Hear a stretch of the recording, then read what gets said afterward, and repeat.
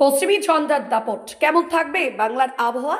জানুন আপডেট। 4 দিনের ছুটি কাটিয়ে আজ কাজে ফিরবে বাংলা। আর এবার কাজে ফেরাটা হবে মোটামুটি গরম নিয়ে। না, সকালের দিকে তেমন একটা উষ্ণতা অনুভব হবে না, যদিও বেলা বাড়লেই গরম গায়ে রাখা যাবে না শীত কাপড়, এমনকি হালকা জামা পরে বাইরে বেরোলেও ঘাম হতে পারে।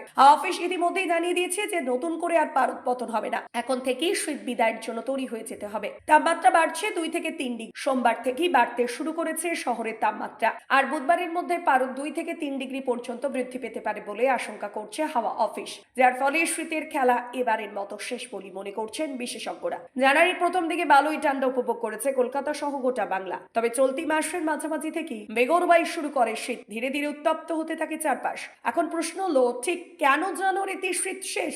এর উত্তরও দিয়েছে হাওয়া অফিস। তাদের পক্ষ থেকে জানিয়ে দেওয়া হয়েছে যে একাধিক পশ্চিমী ঝঞ্ঝা তৈরি হয়েছে, সেগুলির কারণে শীতের খেলা হয়েছে শেষ। হাওয়া অফিস জানিয়েছে উত্তর পশ্চিম ভারতে জম্মু কাশ্মীর এবং তার আশেপাশে নতুন করে ঢুকছে পশ্চিমী ঝঞ্ঝা। এছাড়া আরো একটি পশ্চিমী ঝঞ্ঝা আসবে 30শে জানুয়ারি শুক্রবার। ওদিকে আবার দক্ষিণ পাঞ্জাবের উপরও একটা ঘূর্ণাবর্ত রয়েছে। এই ঘূর্ণাবর্তের একটি অক্ষরেখা রাজস্থান পর্যন্ত বিস্তৃত রয়েছে বলেই জানা যাচ্ছে, আর সেই কারণে বাড়তে শুরু করেছে গরম। হাওয়া অফিস জানাচ্ছে চলতি মাসে দক্ষিণবঙ্গ থেকে মোটামুটি ঠান্ডা উধাও হয়ে যাবে। বিশেষত বেলা বাড়লে অনুভব হবে উত্তাপ, যদিও এখনো ভোর এবং রাতের দিকে একটু ঠান্ডা লাগতে পারে। পাশাপাশি থাকতে পারে কুয়াশার দাপট। বীরভূম, নদিয়া, পুরুলিয়া, বাঁকুড়া, উত্তর 24 পরগনা, কলকাতায় হালকা কুয়াশা থাকতে পারে। দক্ষিণবঙ্গের মতো একই হাল কলকাতারও। এখানেও বাড়বে গরম, সর্বনিম্ন তাপমাত্রা ধীরে ধীরে বাড়তে থাকবে। পাশাপাশি কলকাতাতেও ভোরের দিকে কুয়াশা থাকবে, তাই এই সময় সাবধান হন। হাওয়া অফিস সূত্রের খবর, এই সপ্তাহে বাড়বে উত্তরবঙ্গের তাপমাত্রা। শিলিগুড়ি, জলপাইগুড়ি, মালদা, আলিপুরদুয়ার কয়েক ডিগ্রি পর্যন্ত তাপমাত্রা বাড়ার আশঙ্কা রয়েছে। এমনকি দার্জিলিং পাহাড়ের পারদও বৃদ্ধি পাবে। যদিও হাওয়া অফিসের পক্ষ থেকে জানানো হয়েছে আপাতত বৃষ্টির আশঙ্কা নেই। এই বিষয়ে কোনো নতুন আপডেট হলে জানানো হবে।